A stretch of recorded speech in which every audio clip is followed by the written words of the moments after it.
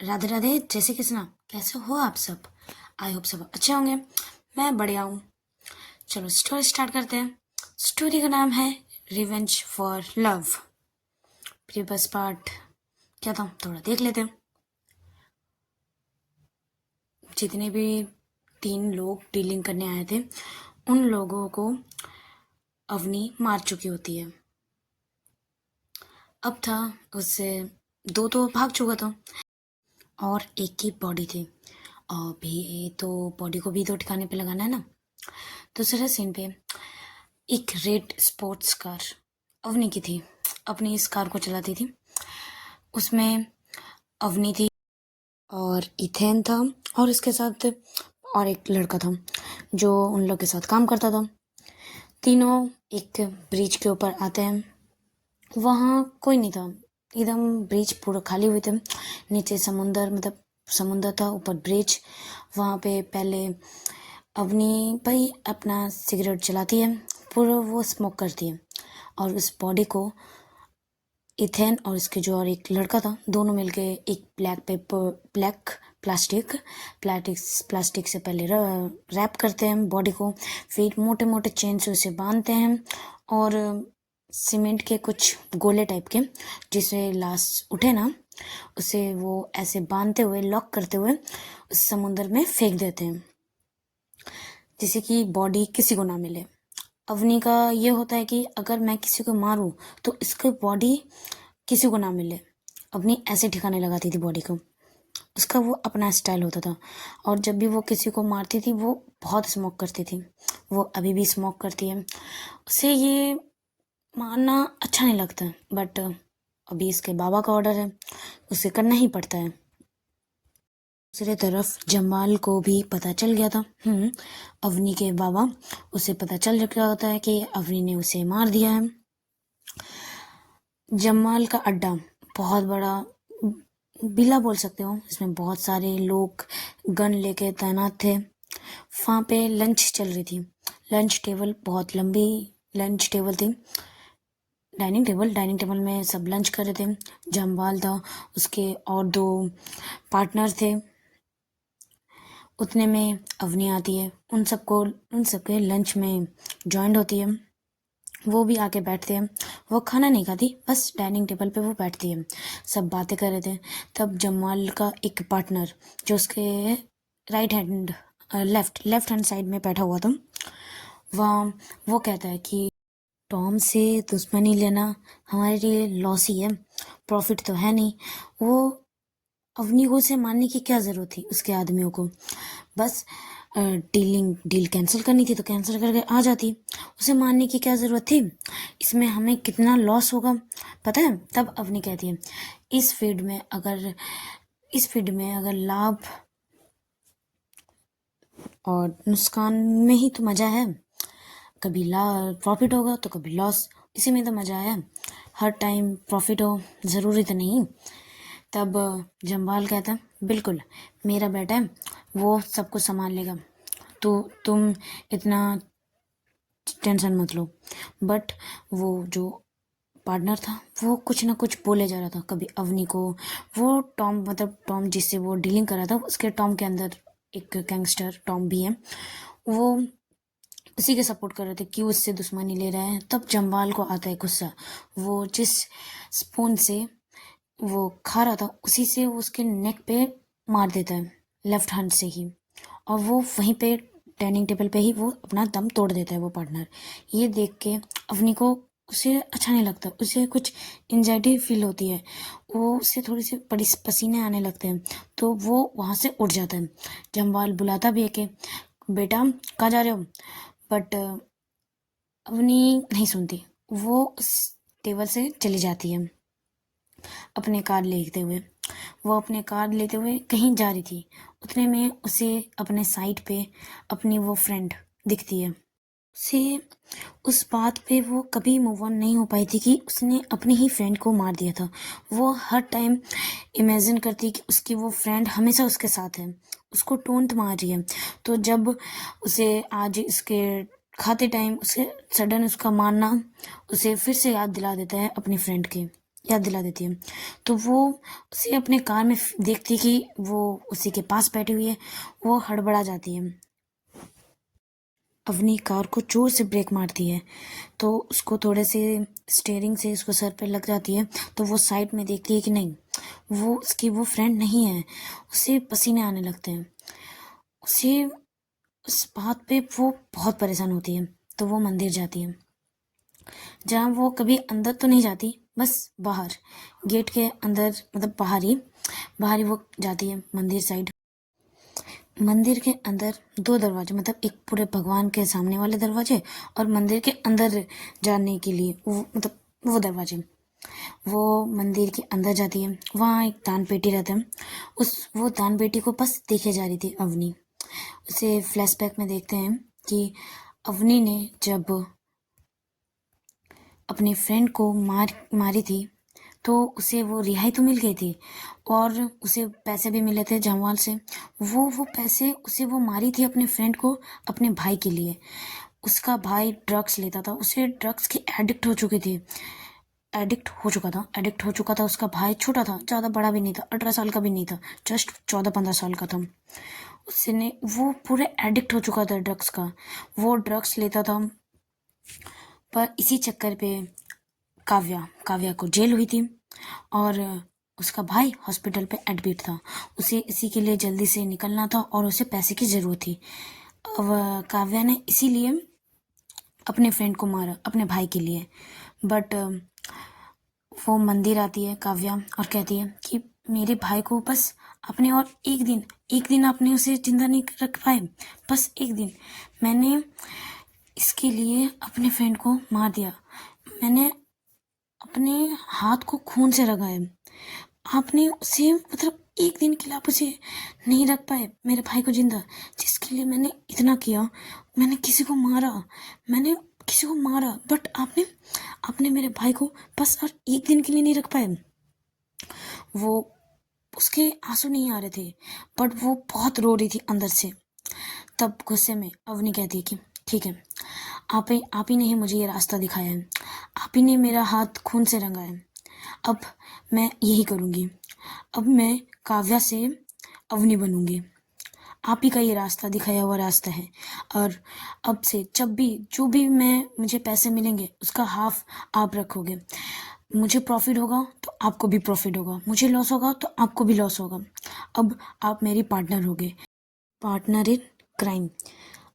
मुझे खूनी बनाना चाहते थे, लो बन जाऊंगी मैं अभी खूनी। ये आप ही का दिखाया हुआ रास्ता है। अवनी उस दान पेटी को देखते हुए वो बातें याद करती है। अभी कहती है कि अवनी, प्रॉफिट तो बहुत अच्छा चल रहा है आपके भी। देखो अभी इस हाथ में सिर्फ अभी बस जूही की खून नहीं है, इस हाथ में अभी बहुत जनों का खून लगा हुआ है। मैंने बहुत जनों का खून कर चुकी हूँ। ये हाथ अब एक के खून से नहीं रंगा, बहुत जनों के खून से रंगा हुआ है। अपनी उस दान पेटी पे कड़ी कड़ी पैसे डाल देती है और वो वहाँ से जा रही थी। तभी वो मंदिर के पंडित जी आते हैं और कहते हैं कि काव्या, तुम आज भी भगवान के आगे माथा टेक के नहीं जाओगी? उसे माथा नहीं टीका नहीं लगाओगी? तब पीछे नहीं मुड़ती, बस वो जाने लगती है। फिर से पंडित कहते हैं कि देखना, तुम्हारे लाइफ में भी भगवान किसी एक को, ऐसे एक को जरूर भेजेगा जिसे तुम्हारी लाइफ को पूरी तरह से चेंज कर देगा। वो तुम्हें सही रास्ते पे लाएगा। देखना, भगवान तुम्हें, मतलब तुम्हारे लाइफ में फरिश्ता जरूर भेजेगा एक। तभी अवनी के फ़ोन रिंग होता है और वो उसके बाबा का होता है। तब अवनी कहती है, फरिश्ता ये है ना, ये काफ़ी है। ऐसे बोलते हुए वो कॉल रिसीव करते हुए वो चला जाता है। वो पंडित जी बस अवनी को जाते हुए देखते हैं, बस और कुछ नहीं करते। वो पंडित जी करेंगे भी क्या। अवनी कॉल रिसीव करते हैं, उसके बाबा का होता है। उसके बाबा किसी को मारने का ऑर्डर देते हैं अवनी को। रात का टाइम होता है। अवनी एक बड़े नहीं लगा घर होता है, वो उस दरवाजे को नॉक नॉक डोर बेल बजाते हैं। डोरबेल खोलते ही अवनी गन लेके रेडी होता है। एक सामने एक शख्स होता है, उसके ऊपर गन तान देते हैं। वो सामने वाला शख्स उसी के एक टाइम पे सब पार्टनर थे, मतलब बाबा के अंडर ही वो भी काम करता था। विष्णु नाम था उस लड़के का। अवनी गन नीचे नहीं करती, बस उसके सीने की तरफ गन ताना हुआ था और अवनी कहती है कि तू बाबा के खिलाफ जा रहा है। तब विष्णु कहता है कि मैं किसी के खिलाफ नहीं जा रहा, बस मैं सीधे रास्ते में जाना चाहता हूँ। हाँ, क्राइम ना करना ही क्या किसी के खिलाफ जाना है तो ठीक है, जा रहा हूँ मैं खिलाफ। ऐसे करते हुए वो स्माइल कर रहा था विष्णु। तब अवनी कुछ नहीं कहती, बस गन ताने हुए थे। फिर विष्णु कहता तुम्हें गोली मारना है, मार। इस लास्ट में मैं किसी गैंगस्टर की तरह नहीं, एक नॉर्मल इंसान की तरह मरना चाहता हूँ, मार गोली। अवनी तब कहती है कहीं दूर चले जा विष्णु, कहीं दूर, बहुत दूर, यहाँ मत रह। इस बार मैंने अपने आप को कंट्रोल कर लिया, अगली बार नहीं कर सकूँगा, बहुत दूर चले जा। ऐसे बोलते हुए अवनी वहाँ से चली जाती है। वो विष्णु को नहीं मारती, अवनी वहाँ से चली जाती है। अवनी एक क्लब में जाती है, वहाँ उसी के फ्रेंड वो इथन भी वहाँ होता है, उसके साथ बैठता है।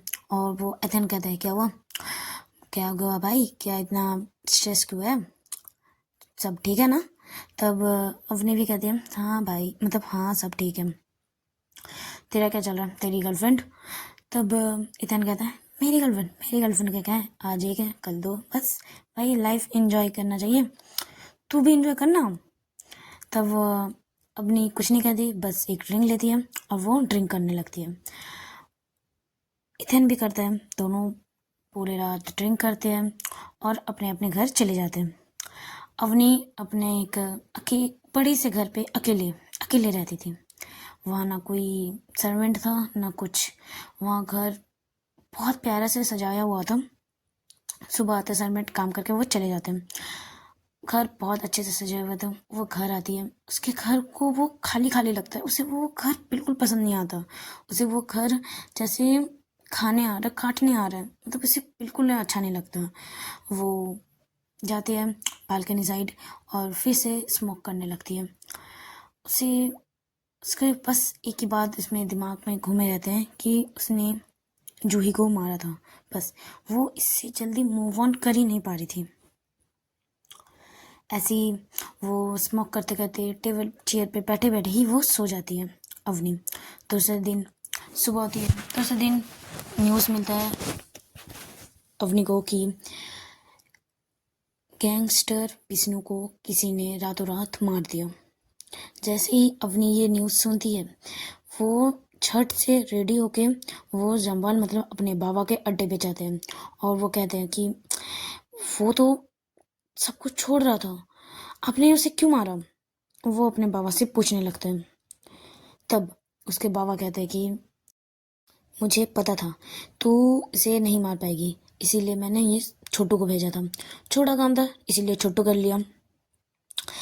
बट अभी पूछती मतलब अवनी पूछती है कि क्यों, मतलब वो तो वही जा रहा था अपने अपने रास्ते, तो क्यों अपनी एक न्यू लाइफ स्टार्ट करना चाहता था। तब उसके बाबा कहते कि मारा तो मैंने है, बट उसी दिन मर गया जिस दिन उसने ये रिवॉल्वर वो उसके गन निकालते हैं और कहते हैं इसे जब उसने नीचे रखा था वो तो उसी दिन मर गया था। हमारा जान यहाँ, मतलब इसके दिल पे जाके पॉइंट करते बोलते यहाँ नहीं होते, उसे गन को दिखाते हुए बोलते यहाँ होते। जिस टाइम ये गन नीचे उतरा उसी टाइम सोच लो ये बंदा खत्म। याद रखना, ये गन तुम अगर अपने लिए नीचे रख रहे हो तो तुम्हारे खिलाफ भी कोई उस गन को उठा सकता है, तो इस बात को हमेशा याद रखना। ये सब बोलना अवनी को बिल्कुल अच्छा नहीं लगता, वो वहाँ से चली आती है। अवनी डिस्टर्ब थी तो वो फिर से अपने कार्ड निकालते हुए वो कहीं जा रहा था, उतने में उसे एथेन का कॉल आता है और वो कहता है कि भाई तूने न्यूज़ सुना। तब अवनी भी कहती है कि हाँ मैंने सुना। तो आप एथेन पूछता है तो कहाँ है भाई अब तू। तब वो एड्रेस बताते हैं, तब इथेन भी आ जाते हैं, दोनों कार पे बैठते हैं और बस एक साइलेंस, दोनों चुप रहते हैं। इथेन को भी पता होता है कि अभी अवनी थोड़ी सी डिस्टर्ब है। डिस्टर्ब होना भी था एक ही टाइम पे, मतलब सब साथ में काम करते थे, पार्टनर थे। वो मर गया। और क्यों क्यों मरा? क्योंकि वो एक नॉर्मल इंसान की तरह रहना चाहता था। ये गैंगस्टर लाइफ ये नहीं चाह रहा था, इसीलिए उसे मारना पड़ा। तो वो थोड़ी सी डिस्टर्ब थी, तो वो फुल स्पीड पे गाड़ी चला रही थी। इथेन बोलता भी कि भाई थोड़ी आराम से चला ले प्लीज़, थोड़े आराम से। तब एक साइड पे, समुद्र साइड पे जाते हुए वो गाड़ी रोकती है और बस तो जितने भी फ्रस्ट्रेशन है, जितना भी गुस्सा है, वो वहाँ के रखे हुए पत्थरों पे अपने हाथों से मारते हुए अपने सारी फ्रस्ट्रेशन, सारी गुस्से निकाल रही थी। उसे हाथ में चोट भी आ रही थी, ब्लड भी आ रहा था, बट अपनी रुकने का नाम ही नहीं ले रही थी। उसे अंदर इतना फ्रस्ट्रेशन, इतना गुस्सा आ रहा था। इथेन पहले तो नहीं रोकता, फिर जब देखते हैं कि वो बहुत ज़्यादा हो रहा है, उसके हाथ से थोड़ी थोड़ी ब्लीडिंग हो रही है, तब इथेन उसे शांत करती है कि शांत हो जा भाई, शांत हो जा। तुझे तो पता ही है ये इस फील्ड में ये सब नॉर्मल बात है, हर कोई एक दिन मरेगा ही, तो भाई शांत हो जा। तब अवनी कहती है यार ये विष्णु ये मरना डिजर्व नहीं करता था, वो एक नॉर्मल इंसान की तरह मरना चाह रहा था, पर मरा कैसे? गैंगस्टर, गैंगस्टर की मरा। और तुझे पता है गैंगस्टर की मौत, मरना यार कितना गंदा होता है, वो मर के भी शांति नहीं हो पाएगा। वो बहुत गुस्सा कर रही थी, बहुत ज़्यादा। बट इथेन उसे शांत करते हैं कि शांत हो जा भाई, शांत हो जा। जैसे तैसे अवनी शांत होती है, पानी पीती है और बस उस समुद्र के साइड वो बैठे ही ऐसे ही बैठी रहती है। इथेन भी उसके साथ बैठा रहता है, उससे कंपनी देता है कि अब भाई को अकेला नहीं छोड़ सकते। चलो आज का पार्ट यही स्टॉप करते हैं। अच्छे लगे तो लाइक कमेंट्स और शेयर जरूर कीजिएगा, सब्सक्राइब भी। Tata bye bye.